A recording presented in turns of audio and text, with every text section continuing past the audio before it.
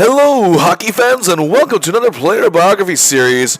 And this will be the first part of a 5-part series covering the great career of someone who doesn't quite get the same love as many defensemen peers of his era. I'm talking about 21-year veteran Larry Murphy. Despite having good size, he was never overly physical, and he wasn't a very fast skater, and perhaps those are the reasons why he wasn't seen on the same level of the likes of Bourque, Coffey, Stevens, Chelios, or McInnes. But here's the thing. He was an excellent setup man, great playmaker, he was adaptable to any system his coaches implemented, and could adjust very easily and quickly. He was a good shutdown man too, he could break up rushes, steal the puck, great in the neutral zone, covering opposing players, and he could also take command of the power play or even kill a penalty. He was a lot more diverse than people give him credit for, so now we start with his origins of his career. Lawrence Thomas Murphy was born on March 8, 1961 in Scarborough, Ontario, Canada. Like many in the area, he grew up as a Toronto Maple Leafs fan. It was his dream to don the blue and white.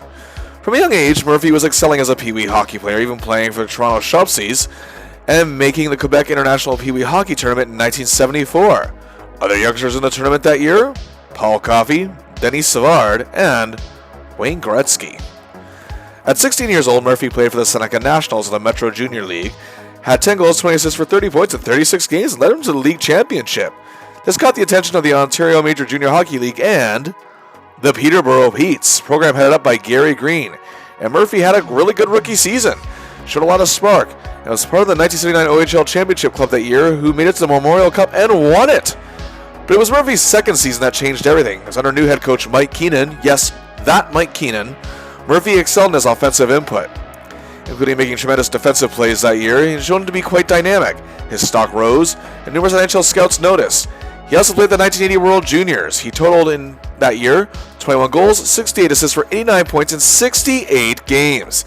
He was awarded the Max Kaminsky Trophy for Defenseman of the Year.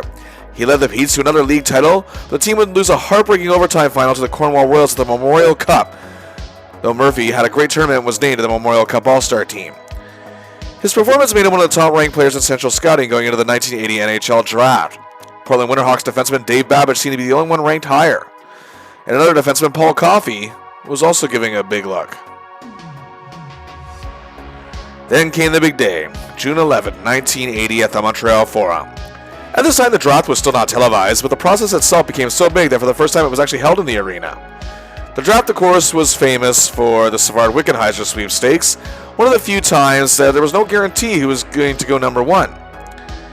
Well, Wick was taken first overall by the powerful Habs. Babbage would actually get number 2 overall for the Jets. Well, a decent Blackhawks team would take Denis Savard as their future star center at number 3, and our hero, Larry Murphy, was taken 4th overall by the Los Angeles Kings, a team that indeed needed depth on their defense. Murphy was the second of 9 defensemen taken in the first round that year.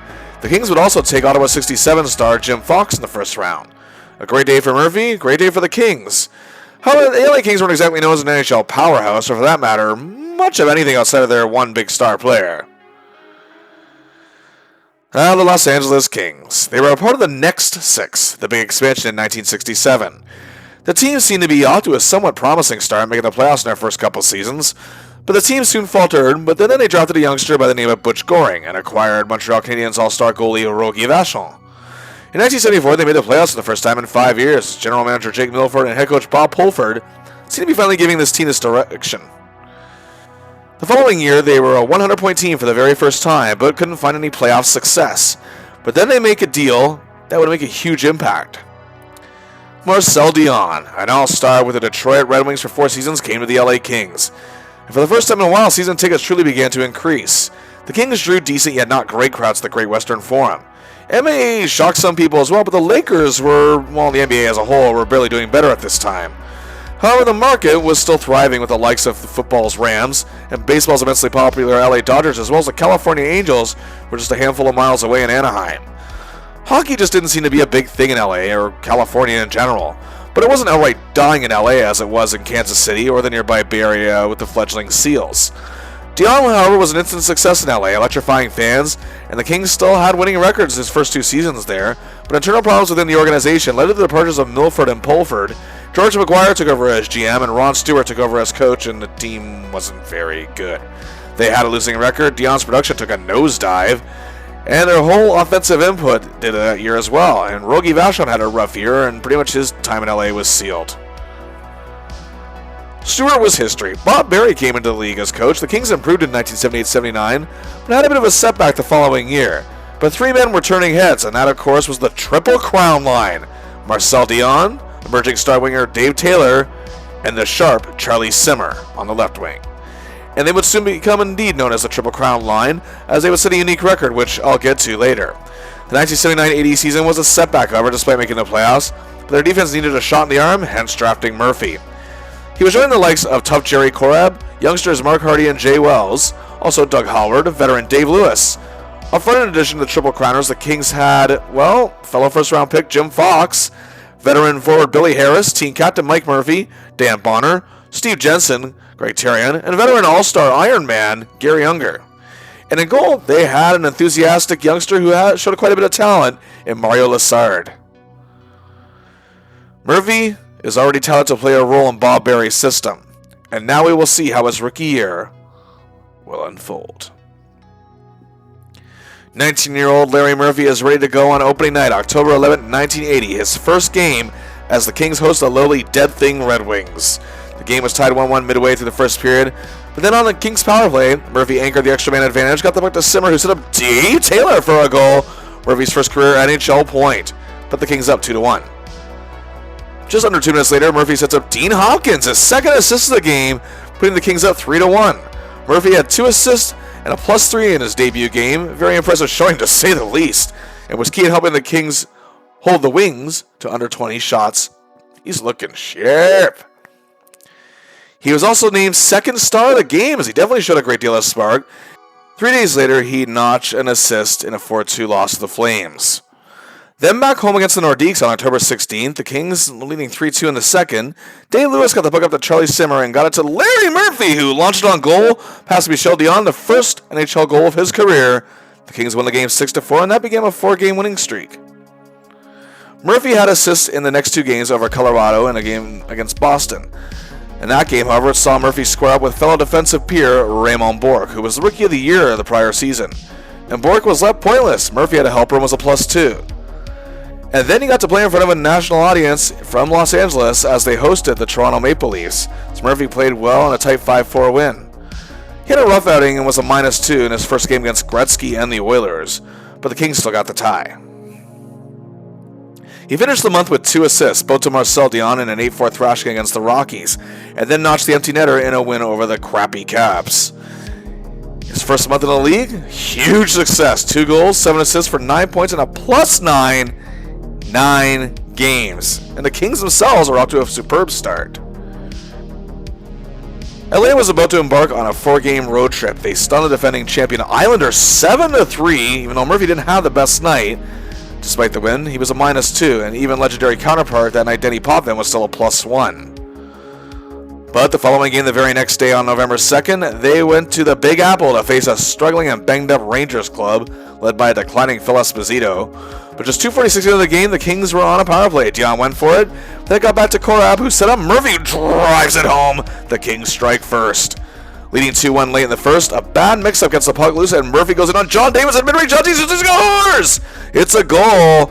2 goals for our hero. A huge night. The Kings win 6-3. Larry Murphy is named the game's first star for the first time. Not an easy accomplishment when you're playing alongside the Triple Crown line. He followed that up with an assist in a 4-2 win over the Capitals, and also had 2 assists, however, as the Kings were decimated by the powerful Flyers 8-2. Things didn't get much better against the mighty Habs. They shut out the Kings 3-0. Murphy was a -2. But the Kings are about to return home for a 3-game homestand. First was against the Rangers. Murphy was superb. Not only did he notch an apple, but he was a +2 and was key in breaking up any Rangers momentum in the 4-1 win. Murphy assisted on 2 Marcel Dion goals, but the Kings lost 8-4 to the Habs following that. Then a few days later, against the Blues, Murph was able to get 1 past superstar goalie Mike Liut, but it wasn't enough. The Kings lost 5-3 and they now lost 4 of their last 5. They broke that chain, however, when Murphy assisted on Dion's game winner in a 3-2 triumph over the Canucks. But then the Kings return home on November 19, hosting the lowly Winnipeg Jets, who are winless in 16. Murphy is facing the man who was drafted 2 spots ahead of him, Dave Babich. The Jets did have the lead, however, during the second period until the Kings tied it just past the midway point. Then 53 seconds later, Fox gets the puck out to Murphy, who sets up Jay Wells for a goal, and the Kings took a 2-1 lead. The Jets tied it 1:08 later, but as the second period was beginning to wind down, Murphy takes the loose puck, skates in with Dion, he scores, setting him up beautifully. Kings led 3-2 after 2. Then after taking a 4-2 lead, Murphy gets it to Dion, who sets up Simmer. Larry Murphy, 3 assists, so it would be a 7-2 win, a banner night for the youngster. And he was named third star of the game, just behind Charlie Simmer at second and Marcel Dion at first. Now, Tynes found himself in Dave Taylor's place in this game, as Taylor was out for this one. He was immensely better than counterpart Babbage, as Murphy's 3 assists and a +2 were a monster compared to Babbage's pointless night and a -2. On November 22nd, Larry was living on a dream, playing on Hockey Night in Canada at Maple Leaf Gardens, taking on Daryl Sittler, as well as their own star defenseman Boreas Salming in Toronto. Down 2-1, going into the second, Larry helped engineer a comeback, setting up a Dave Taylor power play goal, setting up Taylor again later to make it 4-2 en route to a 5-2 win. A frustrated Salming was actually ejected from the game and was a -3. Murphy had 2 assists, it was a +3. Murphy's cohesiveness with the Triple Crown line resulted in 2 more assists and a tight 4-3 win against competitive Quebec. Murphy did have a rough game, however, against the Flyers once again and was a -2. The Kings' 4-2 loss, but bounced back, garnering an apple in the Kings' 5-2 win over the struggling Blackhawks. What a month for Murphy in November. Count it up. 3 goals, 15 assists, 18 points in 14 games, averaging just above a point a game and a +6. And the Kings are looking oh so good. This new sensational rookie is a major reason why, as Calder Trophy talks are definitely circulating about Murphy being the Rookie of the Year in the NHL. He continued to play very well in December, had a goal, 12 assists for 13 points in 15 games, and a +4. He opened the month with an assist against Hartford and making great defensive plays. Then after looking great in the win over the Canucks at home, he helped the Kings win their 4th in a row, played superbly in a huge win over the Islanders. He had an assist, was a +2 in the 5-3 win, and seemed to give star winger Mike Bossy a bit of a hard time. After another apple and a loss to Calgary, he notched another in a dominant win over the talented Stars team. And then after a victory over the Wings, the Kings were rolling, having won 6 of their last 7.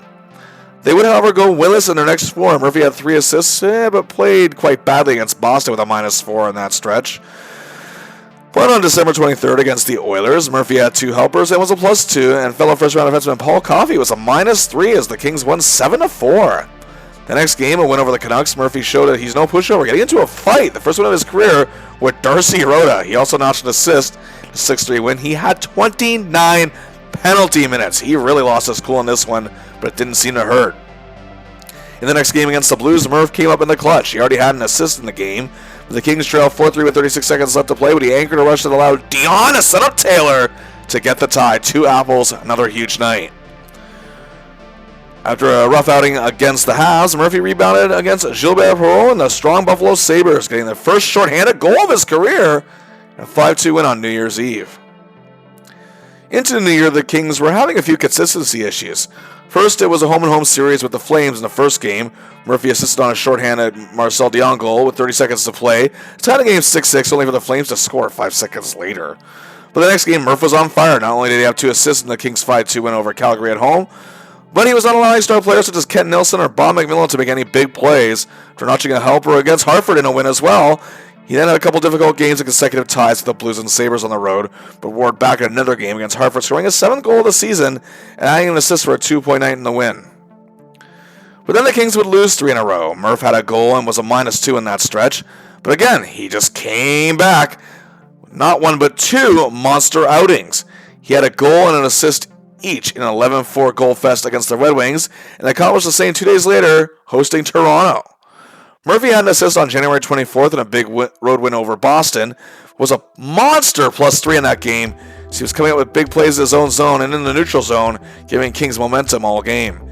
He had an assist each in a 7-5 win over the Nords and a shocking 6-2 loss to the Rangers, and didn't play all that stellar, but it brought his point streak to 5 games, scoring 7 points in that stretch.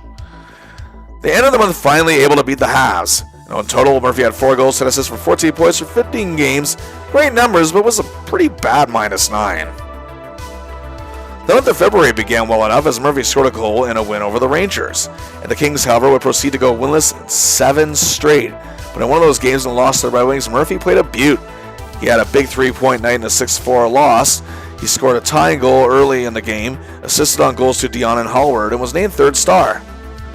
But Murphy and the Kings finally rebounded in a February 24th home game against the Edmonton Oilers, as our hero had 2 assists in a 5-2 win, and even gave the great Gretzky a bit of a rough night.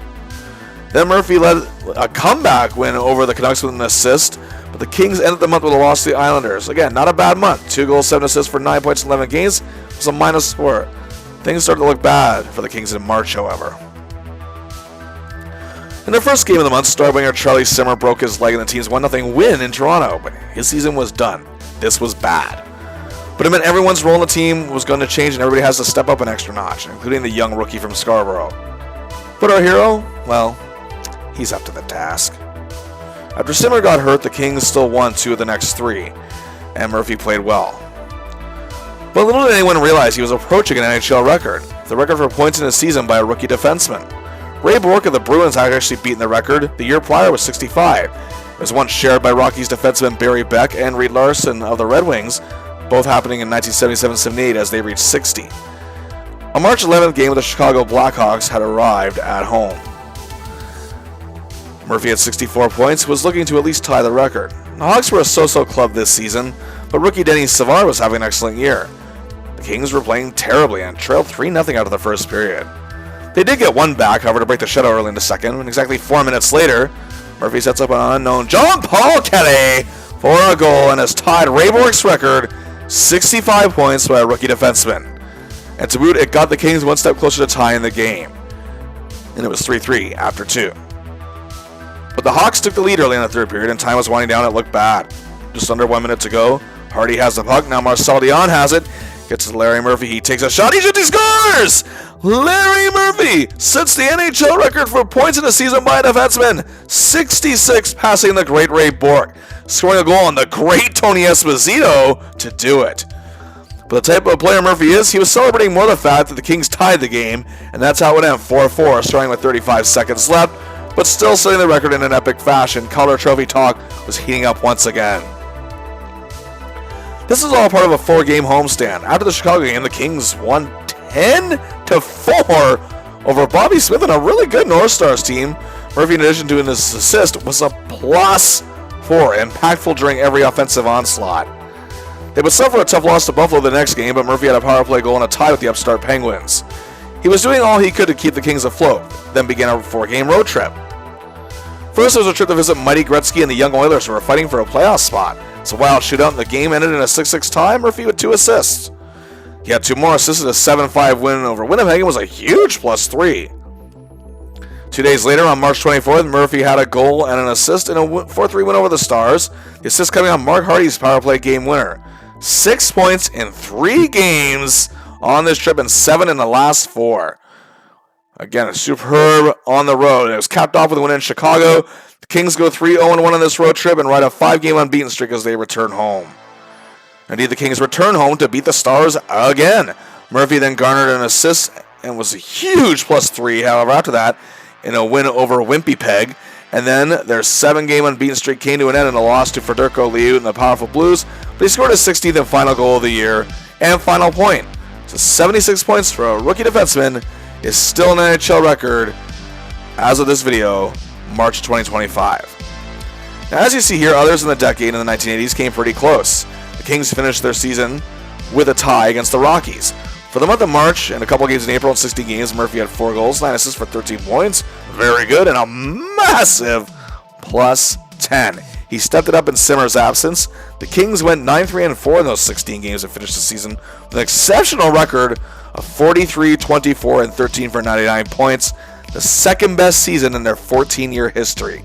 Second in their division, just a mere 4 points behind the Habs. And since this was the brief 1-16 seeded era, ranking all the teams in the league, the Kings finished 4th overall in the NHL, and now it's playoff time. And winning the LA Kings is the New York Rangers, a team that, despite their 30, 36, and 14 record for 74 points, they seem like a better team than their record might suggest, dealing with numerous injuries and internal issues. The latter of which was the dismissal of coach/general manager Freddie the Fog Shiro, as Craig Patrick took over both roles. The Rangers did have a weak power play, but a pretty decent penalty kill. The Kings won the season series 3-1, and this is a best-of-5 series. Let's see who makes up this upstart Rangers club. The workhorse was Don Maloney, a forward who works all ends of the ice, can check, could score, kill penalties, and had a nice shot. As a matter of fact, he was third in the league in shooting percentage. He was also fifth in shorthanded goals with 5, and third in game-winning goals with 9. And he registered a vote for the Selke Trophy. He had a total of 29 goals, 23 assists, for 52 points in 61 games, missing 19 due to injury, and was a plus 17. Anders Hedberg was one of the 2 forwards to play all 80 games for the Rangers this season, and he worked his tail off. Naturally skilled forward who was great on the back check, had 30 goals, 40 assists for 70 points in all the games, leading the team in scoring. The Rangers also had a young rookie sensation up front, Mike Allison, 26 goals, 30 assists for 64 points, had tremendous size and not afraid to power his way to the net. He was also a plus 12 and he registered a vote for the Calder Trophy. Also in this forward core, 30-goal scorer Ed Johnstone, the other forward who played in all 80 games. Veteran Steve Vickers still lends a big hand. Ulf Nilsson battled injuries but is healthy for these playoffs. Same with Ron Duguay and Dean Tolafis, and they will be relying on minor league call-ups Lance Nethery and late-season addition from Sweden, Peter Wallen. On defense, they were led by Ron Greshner. Dangerous with his skating skill and size, had 27 goals, 41 assists for 68 points as an offensive threat. He also garnered 8 votes for the Norris Trophy as top defenseman, coming in 14th. He led a pretty talented core that included seasoned veteran Carol Vadnais, the talented Barry Beck, gritty Dave Maloney, who led the team with a plus 24, and Tom Laidlaw, who was the only blue liner all year to play 80 games. The Rangers had trouble in goal all year. They used a total of 5 goalies in the season, but this time they go with Steve Baker, who had a solid 10-6-5 record despite a subpar 3.48 goals against average and .880 save percentage. He did have 2 shutouts. So how will Murphy's playoff debut go? Let's find out. Game 1 at the Great Western Forum in front of a solid crowd, and the Kings found their top guns disarmed by Rangers goalie Steve Baker, who stopped 31 shots. Rangers take game 1 3-1. Murphy had 2 shots on goal and was pretty ineffective. The Rangers draw first blood. Game 2 still at the Forum. It looked bad as the Rangers struck 27 seconds in, but this awoke the Kings. The 8:22 mark on the power play. Dave Taylor got the puck up to Mark Hardy, and back to Murphy at the money shoots. He scores! His first playoff goal. The game is tied. And 26 seconds later, the Kings took the lead. This game, however, is known for the massive bench brawl that ended the first period that resulted in a combined 200 penalty minutes and 7 game misconducts. However, our hero stayed out of that. It was a back-and-forth battle, but a Dean Hopkins goal with 2:44 left gave the Kings the big 5-4 win, tying the series 1-1. Murphy played a much better overall game here. Game 3, we shipped to the Big Apple, and it was a disaster. Goaltender Mario Lessard was lit up more than a Griswold household at Christmas. And the Kings' defense wasn't much better. Murphy was probably actually the best player out there, though. He did get a goal in a 10-3 loss and still managed to finish a +1. The Kings find themselves on the verge of elimination as the Rangers take a 2-1 series lead. Game 3, the Kings aren't quitters, as after a back-and-forth period, it's 2-2 after 1. The Rangers led 3-2 in the second, and Murphy makes a huge play, taking a loose puck, launching it as Baker for the goal, and he scores to tie it 3-3. And it stays that way after 2. But the Kings fall apart. Mario Lessard faced 48 shots, and their dream season has become a nightmare, beaten 3-1 and are eliminated. Murphy was one of the better players on this King team that's just seemed to completely lose focus. Despite his -2, he did notch 3 goals, and defensively, however, he and the rest of the core were taking a task for their play in this series, as was goaltender Mario Lessard. Either way, not the way he wanted his playoff debut to go. But back to his incredible regular season. 16 goals, 60 assists, 76 points, and played in all 80 games. And well, this shouldn't be much of a surprise. Clean sweep across the board. Marcel Dion is the man that he collaborated and had chemistry with the most. But his overall chemistry with the Triple Crown line was uncanny. Dion set up 4 of Murphy's 16 goals, a quarter, while in turn Murphy assisted Dion 15 times. That's a quarter of Murphy's 60 assists that went to Dion's 58 goals that year. And he and Dion collaborated for 10 assists. In total, 29 different goals were courtesy of these two working together. But Murphy worked very well with the whole Triple Crown line, collaborating on 20 goals with Charlie Simmer, 21 with Dave Taylor.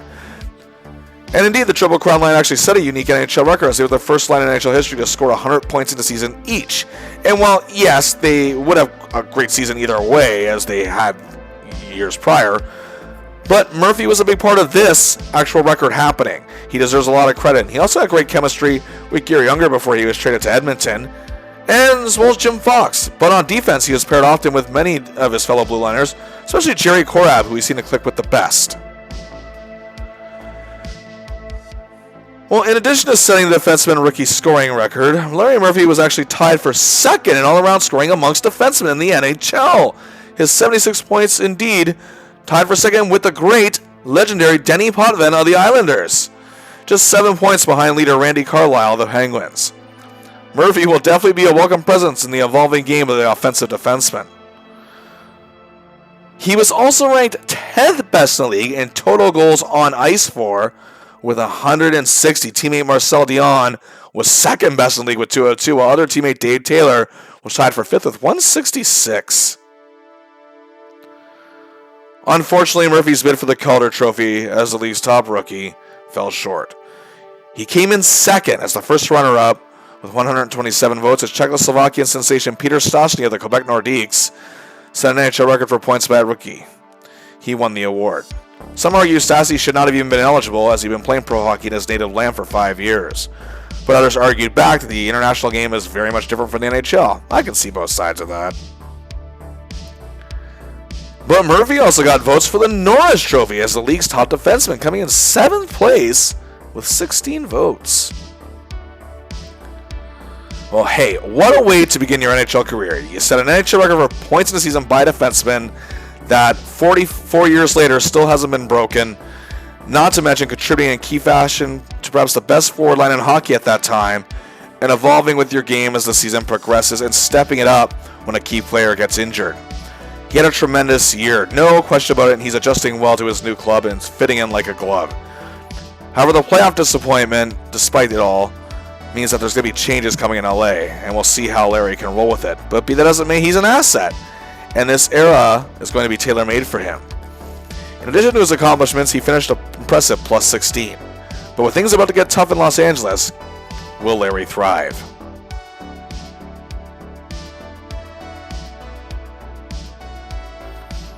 Larry Murphy was ready to conquer anything resembling a sophomore jinx after his incredible rookie season. He looked ready to take on the NHL further. The team around him was changing. It was clear Charlie Simmer would not be ready for opening night, and they had added a rookie forward by the name of Bernie Nichols as well as Steve Bozak. And their coach Bob Barry, however, was off to Montreal, and he was scapegoated for the team's playoffs failure. Well, Montreal would kind of prove that to be true. Parker McDonald, however, was the new coach, and had some success in the AHL as coach of the New Haven Nighthawks, who were used as a farm system for the LA Kings. Our hero is healthy, he is ready. As also the divisional realignment and playoff format that is new shook things up, the Kings are now in the Smythe division with the Edmonton Oilers, Calgary Flames, Vancouver Canucks, and Colorado Rockies. The top 4 teams in each division of the league make the playoffs. And now the 1981-82 season commences.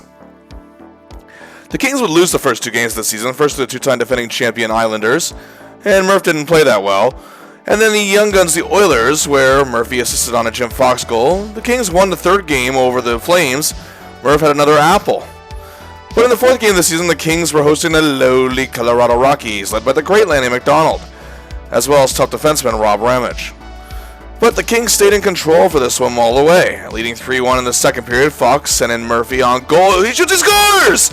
And 2 minutes later, killing a penalty, Murphy took a bad Rockies giveaway on goal. He shoots the second goal of the game! Yeah! 2 goals and a +4. 2 days later against the Big Bad Bruins, the Kings were getting throttled. They were losing 4-0 after 2 periods. Murphy began a play that allowed Dan Bonner to set up Dave Lewis to break the shutout. But just under a minute later, Murphy made a beautiful pass to Dave Taylor, who cut the gap to 4-2. The Kings scored again 46 seconds later, but then on the power play, Dion back to Murphy, who puts up front for Taylor, who scores. Tie game, but the Kings would lose 5-4. Murphy's 3 assists and effort in the comeback earned him second star of the game. After this, the Kings embarked on a 4-game road trip where they stunned the Islanders 9-6. Murphy with a great solo power play goal in that one. He played well in a 5-2 win over the Rangers, getting a measure of revenge for their playoff exit the prior season. He had an assist in a 6-3 loss to the Stars and was largely ineffective, however, in a 9-4 loss to the revamped Jets led by rookie sensation Dale Hawerchuk. The Kings return home on October 27th to face the Quebec Nordiques led by the Stastny brothers trio and Dirty Dale Hunter. The Kings trail 5-4 going into the 3rd period, And it was up to our hero to hopefully lead another comeback. Indeed, Larry leads a power play, gets the puck to Taylor, who does a great Terrion, and the game is tied 5-5. It was later 6-6 when on another power play, Murphy slides it to Korab, back at the blue line, and he slaps it home to give the Kings a 7-6 lead. And then another power play, Dion, back to Korab, over to Murphy, he scores! 8-6 Kings! 1 goal, 2 assists, 3 points, a comeback which Murphy led. And indeed, LA won 8-7. He was named second star of the game as Peter Stastny, the man who beat Murphy for the Calder last season, had a hat trick of 4 points total and was given the first star. Terrion also had 3 points and was the third star of the game. Murphy finished the month with a goal and a win over the Caps and another in a loss to the Blues. In total, an excellent October, 6 goals, 8 assists for 14 points in 12 games. He was a -1, but overall was one of the better players on the Kings team that seemed just very inconsistent and wobbly. November was a rocky road for our hero and the Kings as a whole. In 11 games, he had a goal, 8 assists, 9 points. Not bad in that regard, but was an abysmal -13. Eek. Well, the first 3 games of the month were all losses, bringing the Kings' losing streak to 4 total. He had an assist in all 3 games, but was a -3 and -4 in the latter 2 of those games against Detroit and Toronto. Murphy played much better against the mighty Habs, garnering assist in a 4-2 win, breaking the losing skid. 3 games later, Murphy was everywhere on the ice and leading an offensive onslaught in an 8-1 win over the Red Wings, where he had a helper and was a +4. But the Kings would lose 4 in a row. Murphy had a goal and 3 assists in that stretch, averaging a point a game, but was a -10. That included the worst game of his career so far, a -5 and a 7-1 loss to Calgary. The Kings broke the losing streak in a win over Vancouver, but Murphy missed that game with a minor injury issue. In December, things still looked bad. Even though the Kings had Charlie Simmer back, he wasn't really himself, and that was clear. After dropping the first 2 games of the month, where Murphy had an assist in the latter of which the Kings fought to a tie with the dominant Oilers, Murphy's frustration and anger showed in a win over the Canucks, where he did have a helper, but also 12 penalty minutes. They would upset Buffalo on the road, but go winless in their next 4. Larry had a goal and a helper in that stretch. He struggled in the next 3 games, including a -4 and a 10-3 loss to the Oilers. He ended the month assisting on a power play goal to Dave Taylor and a shorthanded goal to Jim Fox. A 3-2 loss to the Rockies? Oh, give me a break. Well, goal, 6 assists, 7 points, a -5 in 13 games. Also, it was clear Coach Parker McDonald had no control over this team. His system differed vastly from Barry's, and players like Murphy were suffering because of it. Well, to begin the new year of 1982, Larry had an assist, a 5-5 tie with Calgary, then began a 7-game road trip in Philly where he assisted on all 3 Kings goals, scored by Bonner, Smith, and Hardy, but they lose 5-3.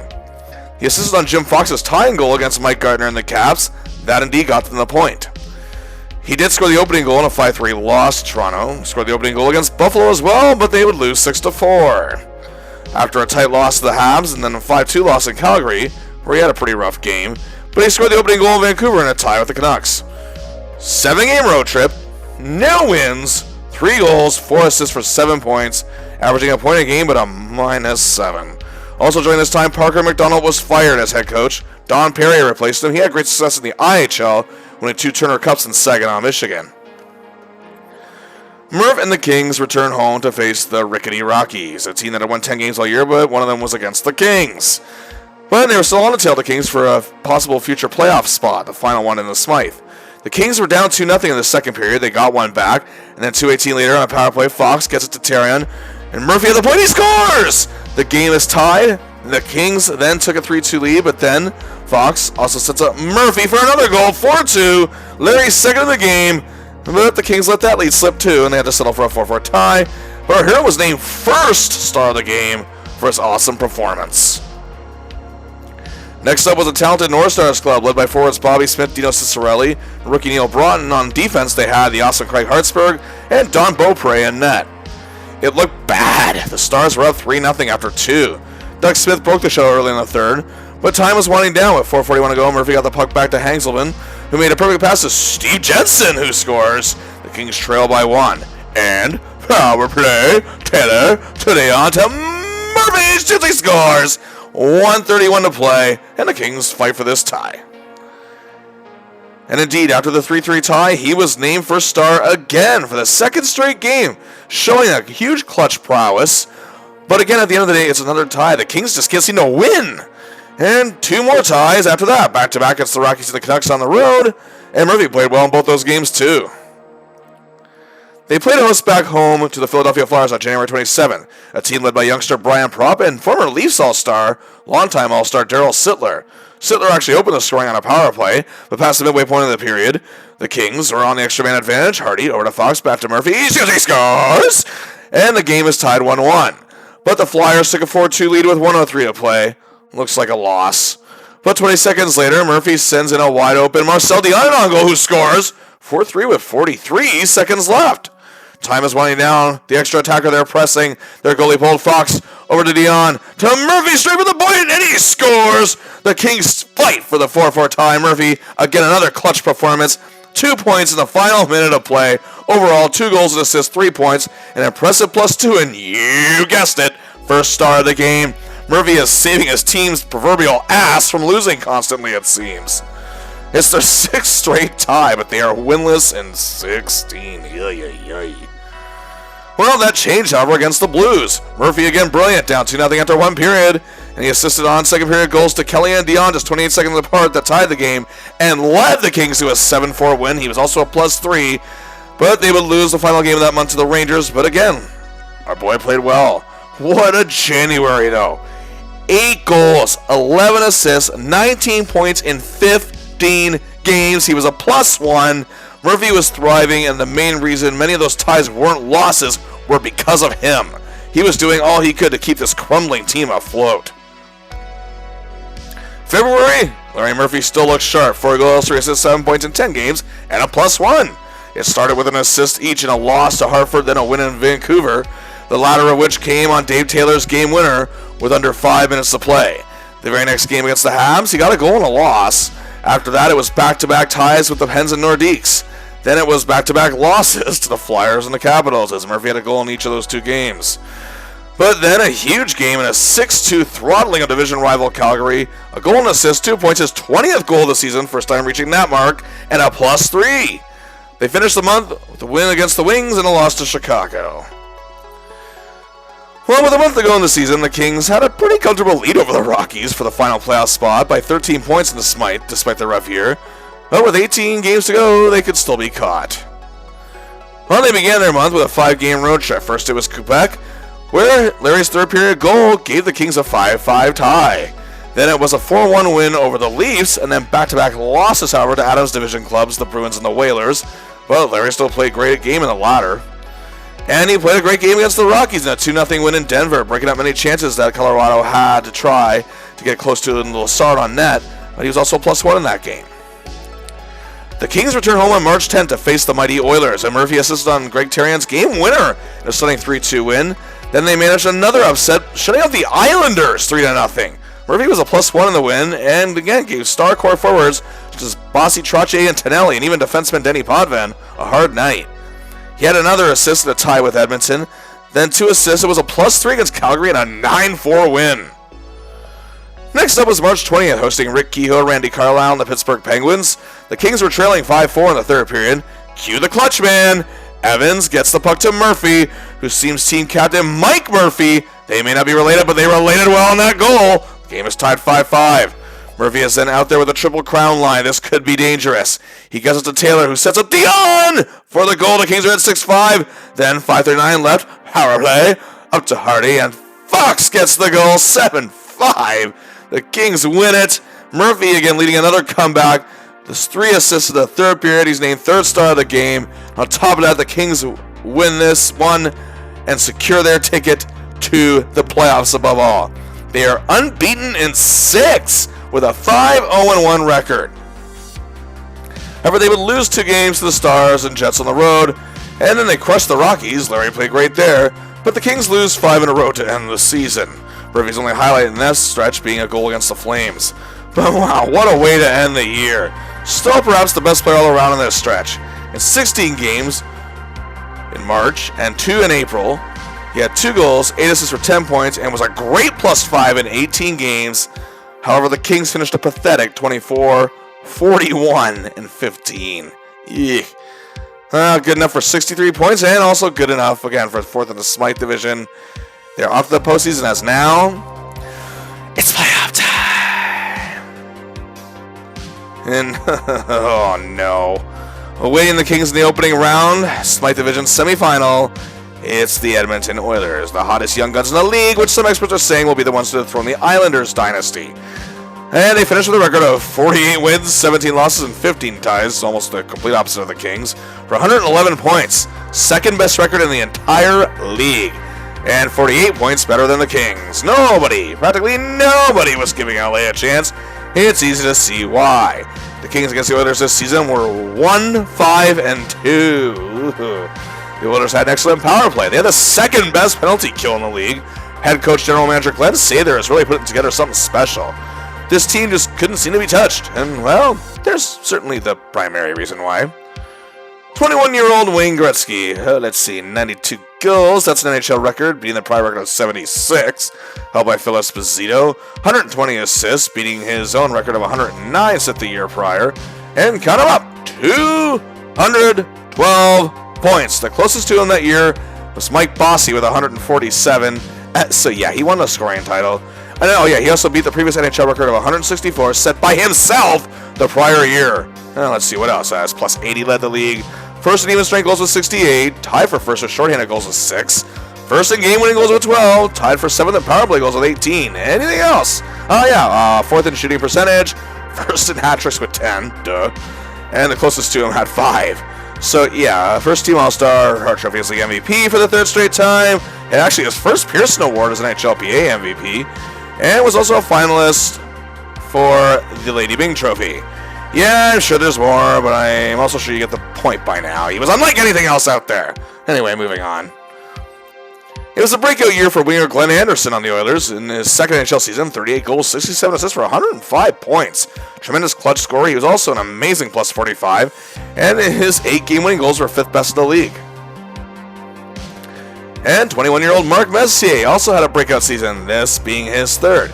He notched 50 goals, added 38 assists for 88 points. He had size, speed, finesse, and he was a star in the making. Speaking of star, he was a first-team All-Star. He was also an excellent plus 32. His 40 even-strength goals were 3rd best in the league. And he got 3 votes for the Lady Byng Trophy. Yeah, okay, sure. Well, anyway, the rest of this forward core, well, let's see. Gretzky's wingman, literally, Finnish import Jari Kurri, had 86 points in his sophomore year. 30-goal scorer Dave Lumley proved to be an asset, as did 20-goal scorers Matty Hagman and Pat Hughes.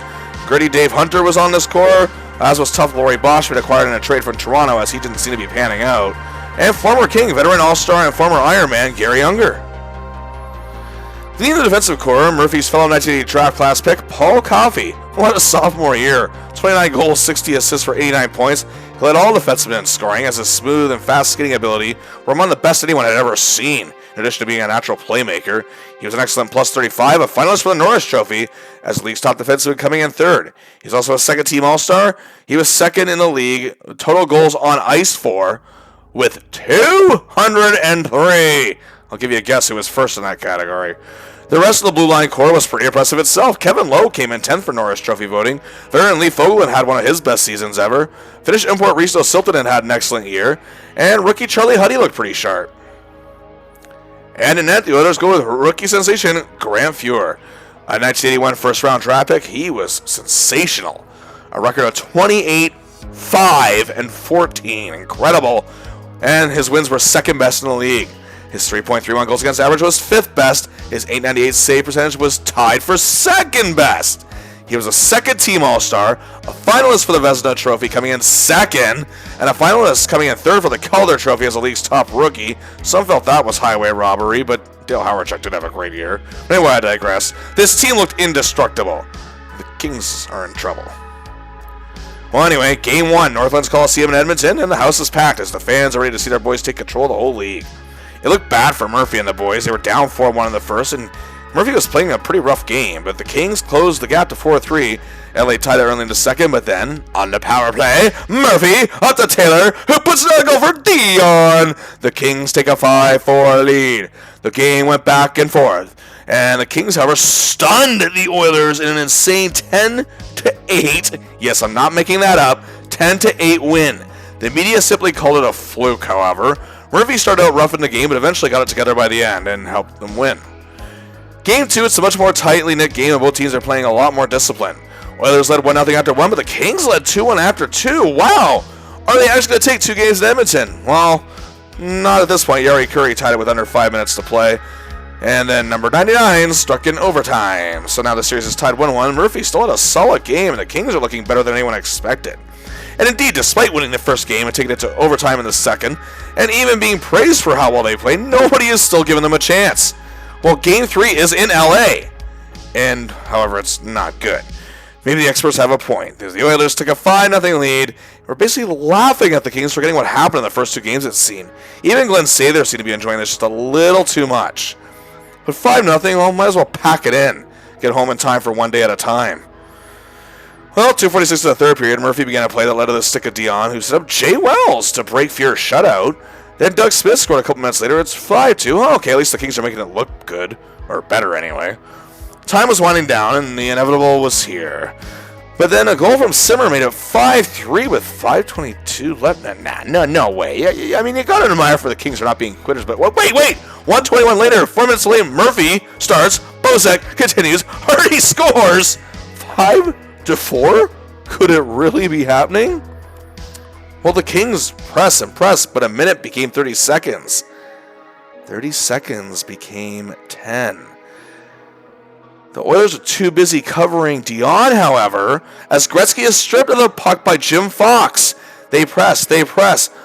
Shot. No. Fear save. Can't control the rebound. Steve Bozek wide open. He scores. The game is tied. 5 seconds to play. And here comes overtime. Doug Smith wins a face-off as Darrell Evans slaps it. Just scores 2:35 in. What a comeback. What a miracle. Yes, indeed. This was the infamous miracle on Manchester. Still regarded as one of the most unbelievable and improbable comebacks in NHL history, and Murphy was a big help in starting it. He had 2 assists as a result. What a game. And importantly, above that, the Kings led the series 2-1 and are 1 win away from the ultimate upset. And in Game 4, fans are rowdy at the Great Western Forum, louder than they've been God knows how long. It looked good early. The Kings led 1-0 just 5.5 minutes in. It was tied 1-1 after 1, but then the Oilers led 3-1 after 2. The 8:44 mark of the third, however, Murphy and Evans set up Mike Murphy for a goal to close the gap to 3-2, but the Oilers hung on and won 3-2. The series is tied at 2 apiece, and yes, many experts and pundits believe Cinderella will turn into the proverbial pumpkin soon enough as we head back to Edmonton. Game 5 in Edmonton. The Kings looked focused and determined. Murphy was playing his heart out, and the Kings led 3-2 after 1. Then they led 6-2 after 2, and took a 7-2 lead in the third. And ladies and gentlemen, they won 7-4. The Los Angeles Kings have stunned the hockey world. They have defeated the Oilers 3-2 in the series. Still to this day considered one of, if not the biggest upset in NHL playoff history. The so-called experts and pundits were left with their jaws hanging on the floor. Oh my goodness, Murphy played well in the deciding game with a +2. And what a series, 4 assists in 5 games and a +3. And a significant part of the greatest comeback in playoff history. He also outdid the great Paul Coffey in this series as a star Oilers defenseman and future Hall of Famer. And he was literally just had 2 points and was a -3. It's the Kings' first playoff series win since 1977, and they are off to the Smythe Division Final. And awaiting the Kings in the best-of-7 series is the Vancouver Canucks, a mediocre bunch that finished the season with a record of 30 wins, 33 losses, and 17 ties for 77 points, but that was good enough for second place in the Smythe. Despite a weak power play, they had a decent penalty kill, and seemed to become a whole new team in these playoffs after the suspension of coach Harry Neal when assistant Roger Nielsen took over. They're working together, they're focused, they're disciplined, they're a lot more strategic under Nielsen. And to get here, they managed to sweep out the Calgary Flames in 3 straight. The Kings edged them out, however, in the season series with a 3-2-3 record, so almost even. And many, however, believe that this Kings team could hit another level. There were no big league superstars in the Canucks per se, but a lot of fans in the city love these players, and that's not to say they didn't have talent. Thomas Gradin had a solid year. Very excellent, as a matter of fact. 37 goals, 49 assists for 86 points. Leading the team in scoring was a solid +15. A hard-working, naturally skilled playmaking center, He was everything this team needed at the time. Then there was the heart and soul of this Canucks team, and many believe one of the greatest Canucks of all time, Stan Smyl. The little giant was a fearless 5'8", but played like he could dominate anyone on the ice. The team responded to his heart and determination. He had a tremendous year as well, 34 goals, 44 assists for 78 points, and a plus 18. He again was someone that his teammates truly respected. And the team had one of the zaniest and craziest characters in the league, Dave Tiger Williams. But he was another player the team responded to. His pugnaciousness and glove dropping, plus his fist flying, may be what he's best known for, as indeed he amassed 341 penalty minutes, second most in the league, but is known for being a motivator to any team he plays for, and he did add 38 points, and he was beloved wherever he played, it seemed. Also in this forward core, you had 30-goal scorer Ivan Buldarev, as well as Kurt Fraser and talented Czech import Ivan Holinka, who had a great year. Darcy Rota was third in shooting percentage, and he also had character players such as Jim Nill, Gary Lupul, and Mark Crawford. Yes, that Mark Crawford. With their leader Kevin McCarthy on defense, however, Harold steps to control the blue line core, and he indeed had one of the best seasons of his career. He led the entire team with a plus 22. Pure nastiness, but like many players on this team, played with heart, determination, and led by example, and used his aggression to the advantage. He too is no doubt one of the most popular Canucks players of all time. Also on this core, you had talented Swedish import Lars Lindgren, former King Doug Howard, Neil Bellin, Anders Eldebrink, and Colin Campbell. But the MVP for the Canucks this year was the man between the pipes that I think any Canucks fan alive at the time can remember would agree, King Richard Brodeur. A man who can make difficult saves and give his team an edge and comes up in the clutch, keeping them in the game. He had a very good record of 20, 18, and 12, all things considered. His 3.36 goals against average was 6th best in the league, so was his 893 save percentage, and he garnered 2 shutouts. He was 6th in Vezina Trophy voting, and his importance to his club was emphasized even further with a couple votes for the Hart Trophy. Well, here we go. Game 1 in Vancouver, both teams are playing really good hockey, really competitive hockey, but also keeping it clean. The Kings led 1-0, but the Canucks tied it in the second. 25 seconds later, however, Evans over to Dion, and Larry Murphy scores his first goal of these playoffs. 2-1 Kings lead. It's tied 2-2 after 2. Both Lessard and Brodeur are playing superb in net, but the Canucks take this one 3-2 to take a 1-0 series lead. Game 2, it's another tight-knit game. The Kings are like a firing squad on Brodeur, but he's a wall. And the Kings trail 1-0 after 1. They tied the game early in the second, and midway through the period, Murphy makes a magnificent set to Marcel Dion for the goal. The Kings lead 2-1, but the Canucks tie it 2-2 after 2. Murphy and the Kings' blue line, however, are more stronger than ever. They're keeping the Canucks at bay from making big plays to try to get the edge. But Brodeur is stopping the onslaught, and we're off to overtime. And 4:33 in, Steve Bozek comes up in the clutch again. He scores, and the Kings have tied the series. And we're headed to LA for the next 2 games. Murphy has been excellent. Game 3, the Great Western Forum is rocking for hockey. The Kings, however, trail 1-0 after 1. As again, Brodeur is the main reason why, but on a power play in the second, Fox to Murph to J.P. Kelly. The game is tied. Nearly 10 minutes later, power play, Larry to Charlie to Dave. And the Kings lead 2-1. But again, the Canucks tie it 2-2 after 2. Both teams exchange goals in the third, and we're headed to another overtime. And 1:23 in, Colin Campbell, of all people, silences the Forum. Canucks win 4-3 and take a 2-1 series lead, despite another great game from Murphy. Game 4, the Kings haven't lost faith, and neither have their fans, but it's bad. The Kings trail 4-1 in the second period. They cut the lead in half to 4-2. Then power play, Chuck Simmer to Larry Murph to Taylor. And the Kings close the gap to 4-3 after 2, but lose 5-4 and trail the series 3-1. Again, despite another great game from our hero, they now face elimination heading back to Vancouver. And indeed, Game 5 back at the Pacific Coliseum, and looks bad again. The Kings trail 3-1 in the second, but 37 seconds left in the period. Power play, Taylor to Simmer to Larry Murphy. Since he scores, gets the goal, and they close the gap to 3-2, but the Canucks score just 26 seconds later, lead 4-2. The Kings have no fight in them left. They lose the game 5-2, lose the series in 5 games 4-1.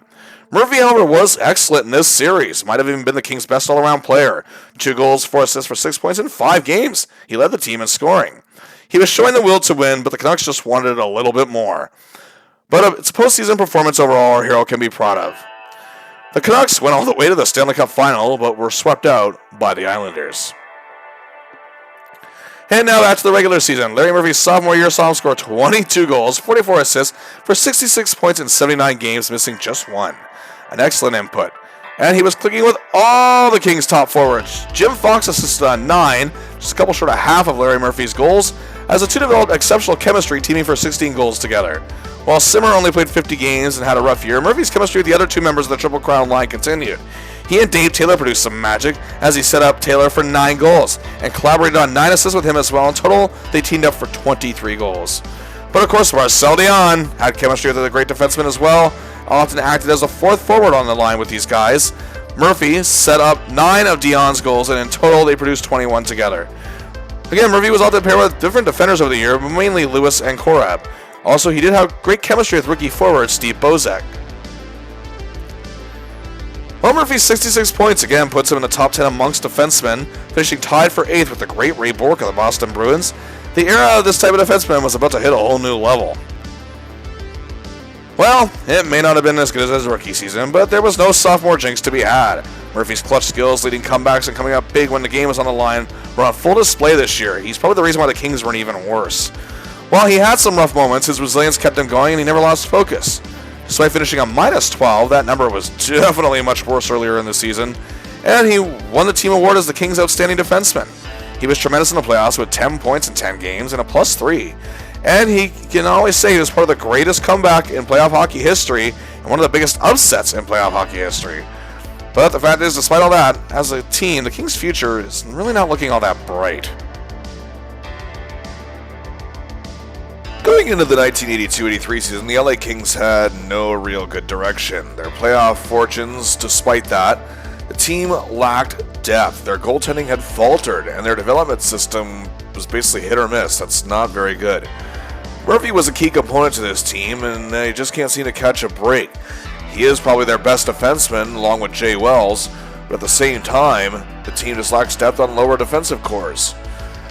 And of course, injuries to big stars certainly don't help either. And despite emerging as an elite blue liner, he was on a team that wouldn't be able to give him a really good future, despite the fact that Murphy was happy in LA and liked his teammates. He still wanted to help his team achieve something great. Also, there was a change in the Smythe division going into this season.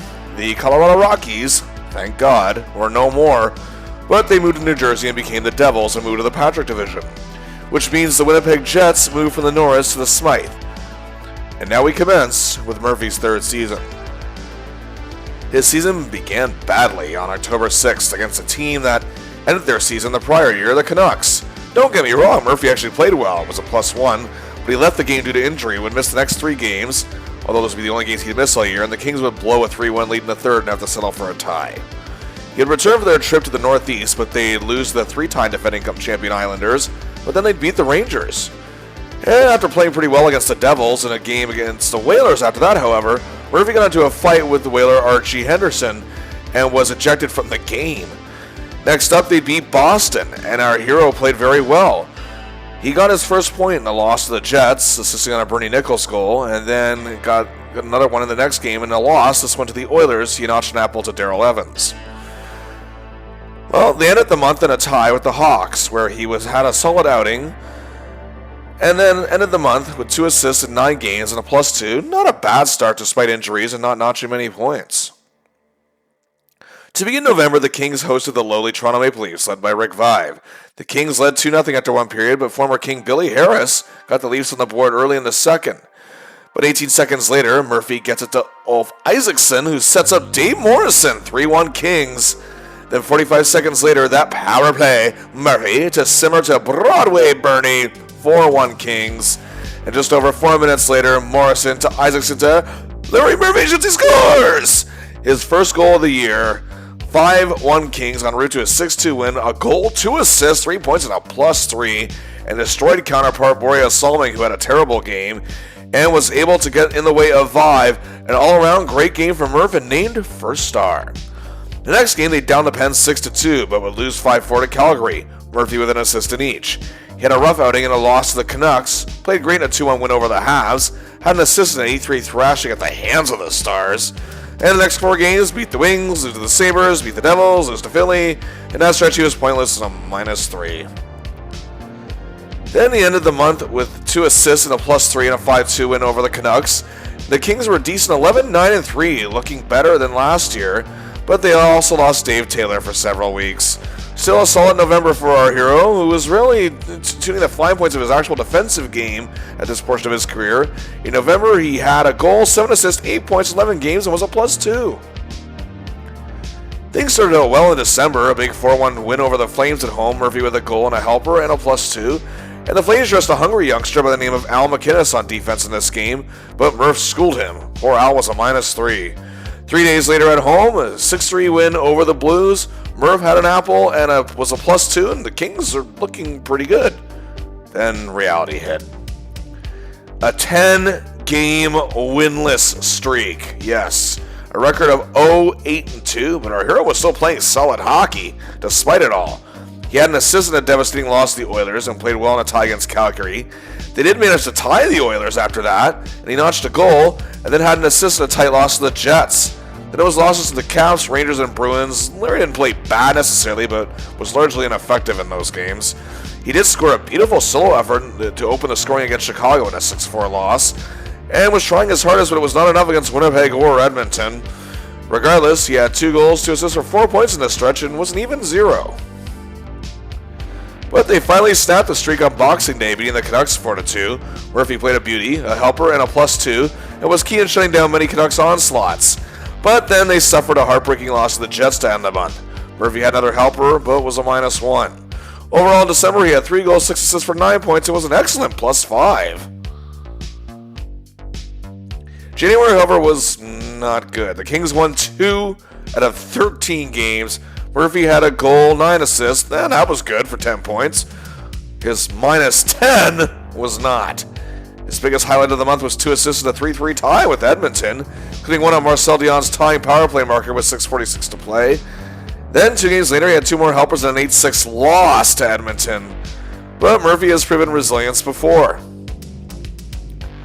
The Kings began February hosting a pretty good New York Rangers team, and just 1:22 into the game on the power play, Taylor to Deontay Murphy, shooting scores.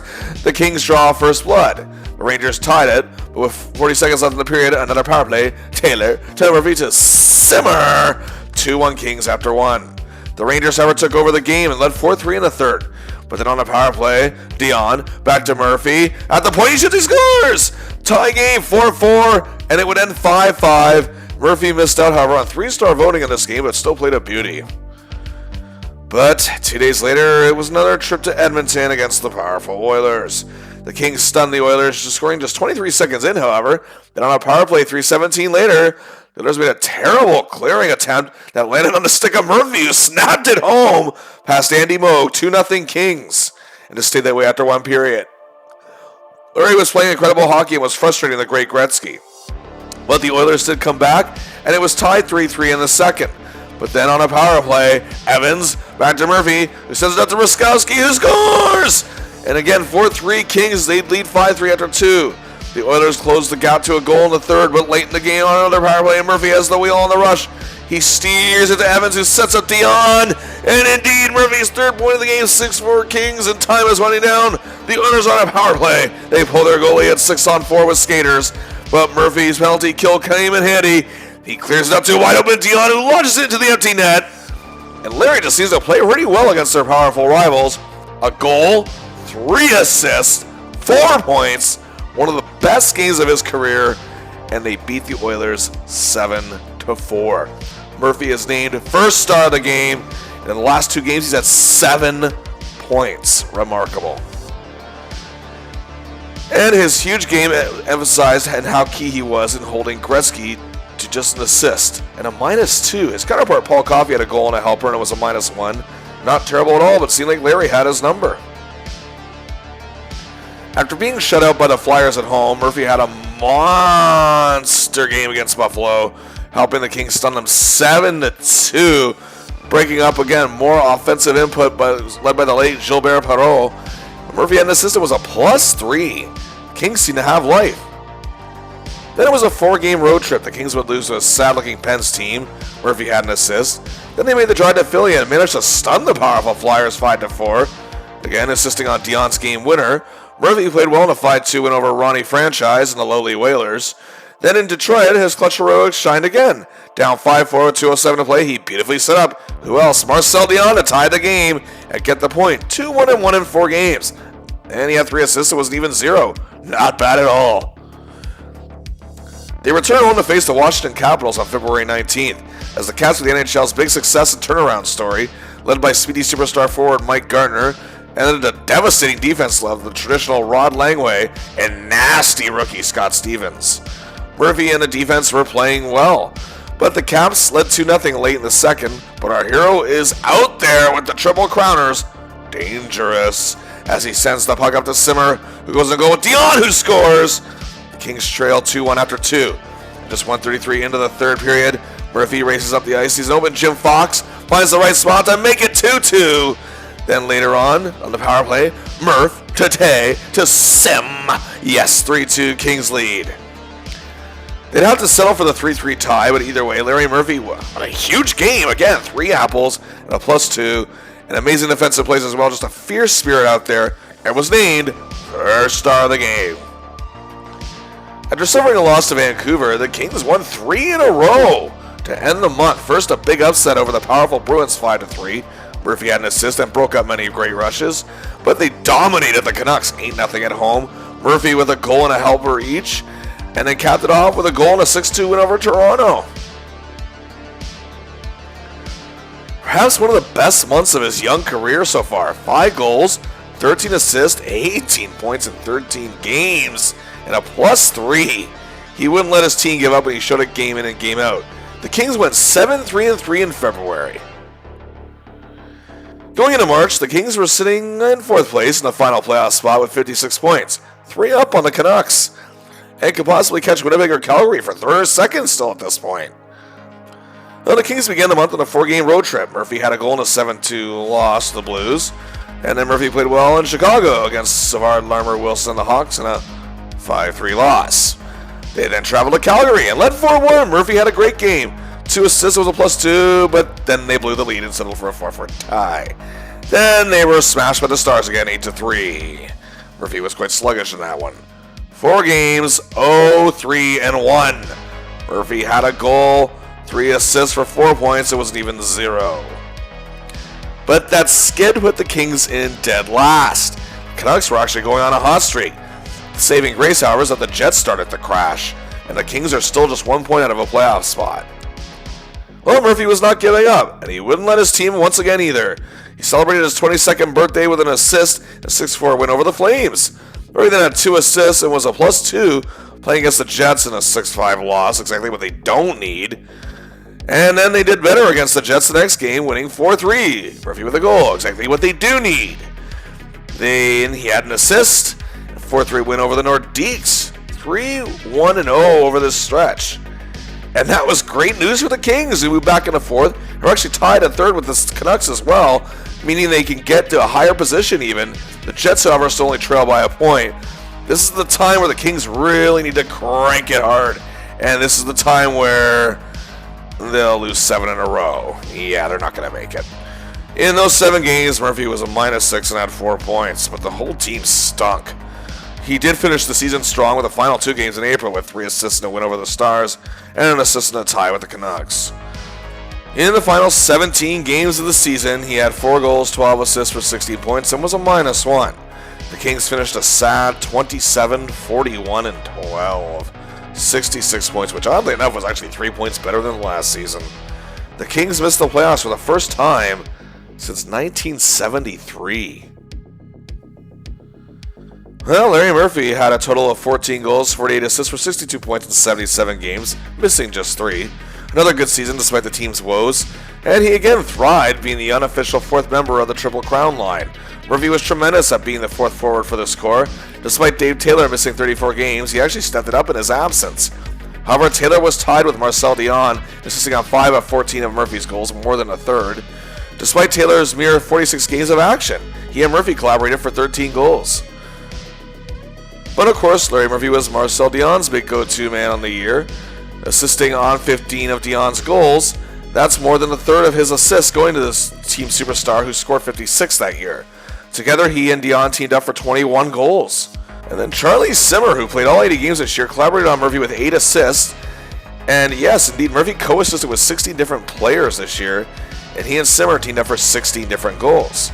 He also clicked well with the likes of Darrell Evans and Bernie Nichols, as well as Jim Fox again, and spent much of the year paired with Mark Hardy. It was a good year for Murphy, despite some rough patches. Again, he was doing everything he could to keep this team moving. And while the Kings had talent, injuries and lack of depth killed them once again. But many years before he was a well-publicized scapegoat, Murphy was actually cited as one of the reasons for the Kings' lack of depth. Are you kidding me? Well, despite missing the playoffs, he was a +1, and it seemed he and Jay Wells were the only two defensemen that were overly productive on this team consistently. Murphy is in for a drastic change, but it's certainly not going to hurt him. The Kings were a team hurting for a shakeup, to the point where there were actually trade rumors surrounding Murphy that swirled during the offseason, but no deal was made. The Kings felt they needed a better all-around defenseman to add to their team, despite Murphy, who along with Jay Wells, were their two best the year prior. And Mark Hardy, who Murphy was often paired with, did not have a very good year, yet they saw more of a future with him. Anyway, our hero is about to begin his 4th NHL season in a Kings uniform in 1983-84. And it did not start well at all. They went winless in their first 6 games.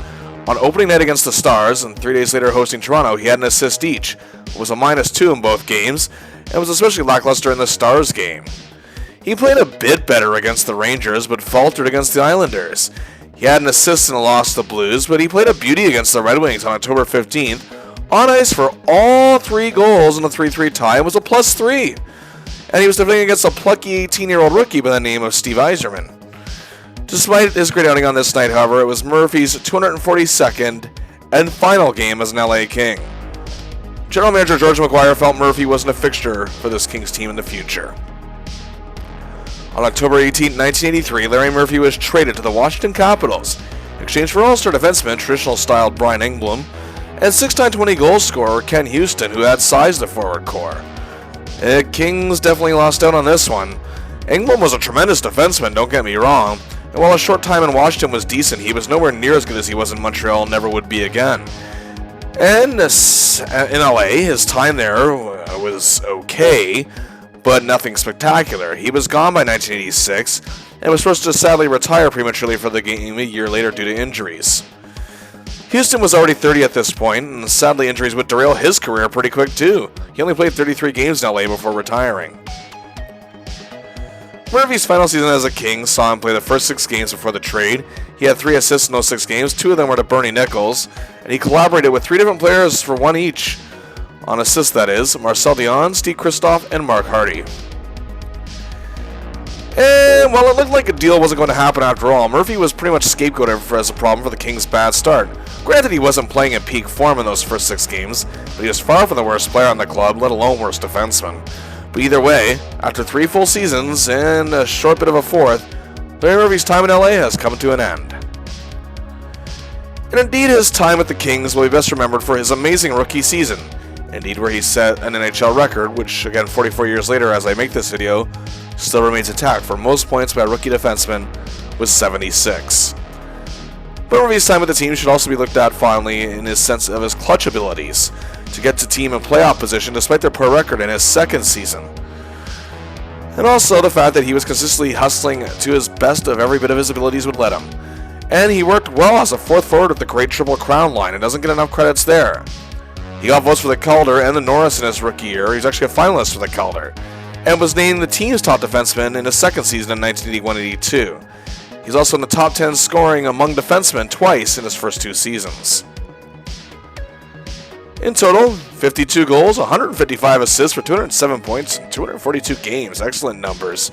He was an even 0 on plus-minus, and was a key component for the Kings until they felt they didn't need him anymore. But even before we knew how this trade would fully play out, George McGuire was let go in the new year, and Don Perry was fired not long after. But how did Murphy do in Washington? Well, we'll tell you exactly how he did in part 2 of our series, where we cover his years in time with the Washington Capitals. Until next time, please like and share the video, please subscribe to the channel, and until next time, I'll see ya!